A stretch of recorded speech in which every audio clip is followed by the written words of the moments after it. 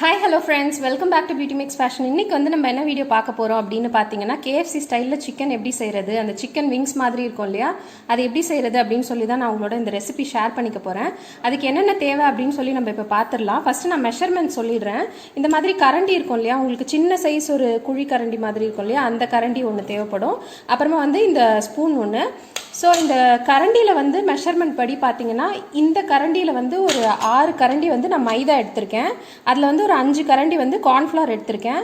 அப்புறமா வந்து ஒரு 2 ஸ்பூன், இந்த டீஸ்பூன் இருக்கு இல்லையா, இந்த டீஸ்பூன் அளவில் வந்து 2 ஸ்பூன் உப்பு, ஒரு 1.5 ஸ்பூன் அளவுக்கு கரம் மசாலா, ஒரு ஒரு 2 ஸ்பூன் அளவுக்கு வந்து ரெட் சில்லி பவுடர் இருக்கும் இல்லையா, நார்மல் பிளெயினான மிளகா பவுடர், அந்த குழம்பு மிளகாத்தூள் கிடையாது. அப்புறமா வந்து ஒரு 2 ஸ்பூனுக்கு அளவுக்கு பெப்பர் பவுடர் எடுத்து வச்சுருக்கேன்.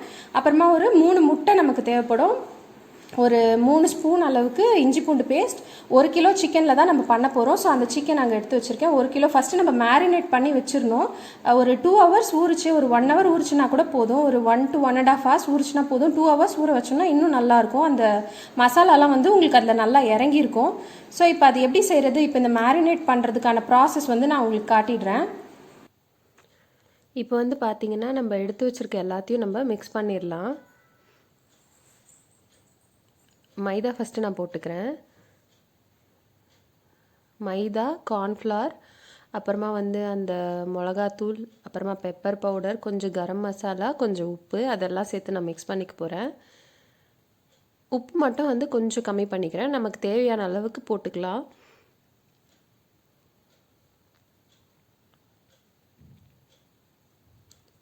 ஸோ இப்போ இது எல்லாத்தையும் நம்ம ஃபஸ்ட்டு மிக்ஸ் பண்ணிட போகிறோம். இந்த பவுடர் மாதிரி இருக்குது இல்லையா, இந்த ஐட்டம்ஸ் எல்லாம் ஃபஸ்ட்டு நம்ம மிக்ஸ் பண்ணிடலாம். இஞ்சி பூண்டு பேஸ்ட்டும் முட்டையும் மட்டும் நம்ம லாஸ்ட்டாக சிக்கன் போடும்போது நம்ம மிக்ஸ் பண்ணிக்கலாம். இப்போ ஃபஸ்ட்டு இந்த பவுடர் ஐட்டமை வந்து நல்லா மிக்ஸ் பண்ணிவிட்டு அப்புறமா தனியாக ஒரு ட்ரேயில் எடுத்து வச்சிடலாம் நம்ம. ஸோ இப்போ வந்து நான் நல்லா ஃபுல்லாக மிக்ஸ் பண்ணிட்டேன். அந்த உப்பு எல்லாம் நல்லா மிக்ஸ் ஆகிற மாதிரி நல்லா கையிலே மிக்ஸ் பண்ணி விடுங்க.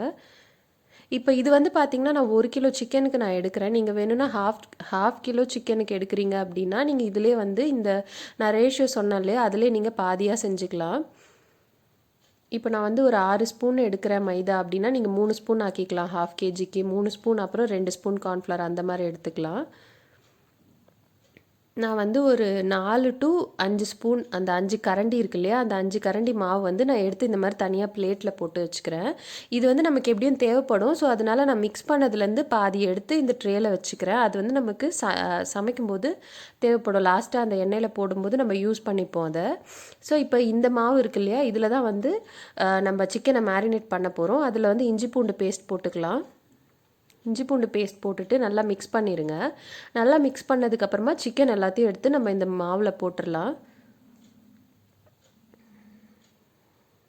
நான் வந்து இன்றைக்கி 1 kg சிக்கன் எடுத்திருக்கேன். ஸோ நான் சொன்ன ரேஷியோ எல்லாமே ஆல்ரெடி சொன்ன மாதிரி 1 கிலோ சிக்கனுக்கான அளவு தான். நம்ம 1/4 கிலோவில் கூட செய்யலாம். சும்மா ஒரு 2 கரண்டி மாவில் கூட நம்ம மைதா அதெல்லாம் போட்டு கூட நம்ம மிக்ஸ் பண்ணி செஞ்சுக்கலாம். ஸோ இதெல்லாம் ஃபஸ்ட்டு இதில் போட்டுடலாம். தண்ணிலாம் நீங்கள் எதுவும் ஊற்ற வேண்டாம். அப்படியே நார்மலாக நீங்கள் மேரினேட் பண்ண உங்களுக்கு அது வந்து கரெக்டாகிடும். அந்த ரேஷியோ வந்து கரெக்டாகிடும். இது நம்ம நல்லா இந்த மாவில் போட்டு நம்ம பிசைஞ்சோன்னா அது ஃபுல்லாக மேலே ஒரு கோட்டிங் மாதிரி ஆகிடும் சிக்கனுக்கு. ஸோ இப்போ ஃபுல்லாக வந்து மிக்ஸ் பண்ணியாச்சு. இப்போ நம்ம என்ன பண்ணலாம் அப்படின்னு பார்த்தீங்கன்னா, முட்டை எடுத்து வச்சுருக்கோம் இல்லையா, 3 முட்டை சொல்லியிருந்தேன்ல, அதில் 2 முட்டை வந்து நம்ம இந்த சிக்கனில் போட்டுக்கலாம், உடச்சி ஊற்றிக்கலாம். ஒரு முட்டை மட்டும் நமக்கு லாஸ்ட்டாக தேவைப்படும்.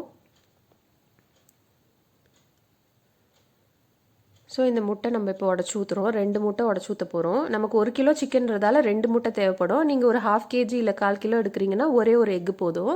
ஸோ இந்த நம்ம எக்கு உடச்சி ஊற்றின அப்போவே வந்து பார்த்திங்கன்னா நல்லா அந்த மாவுலாம் நல்லா அந்த சிக்கனோட ஒட்ட ஆரம்பிச்சிடும். டேஸ்ட்டும் வந்து நமக்கு ரொம்ப நல்லா இருக்கும். நம்ம தண்ணி ஊற்ற வேண்டிய அவசியமே இல்லை. தண்ணி ஊற்றிடாதீங்க.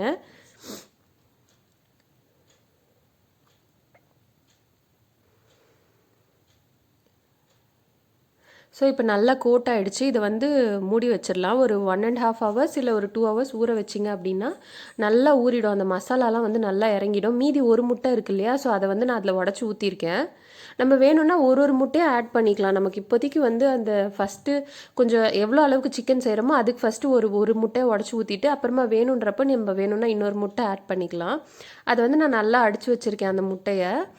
ஸோ இப்போ இந்த சிக்கனில் வந்து என்ன பண்ண போகிறோன்னா முட்டையில் டிப் பண்ணிவிட்டு இந்த பவுடர் எடுத்து வச்சுருக்கோம் இல்லையா, ஃபஸ்ட்டு அந்த ட்ரேயில் எடுத்து வச்சோம் இல்லையா, அந்த மாதிரி அந்த பவுடரில் வந்து நம்ம டிப் பண்ணிக்க போகிறோம்.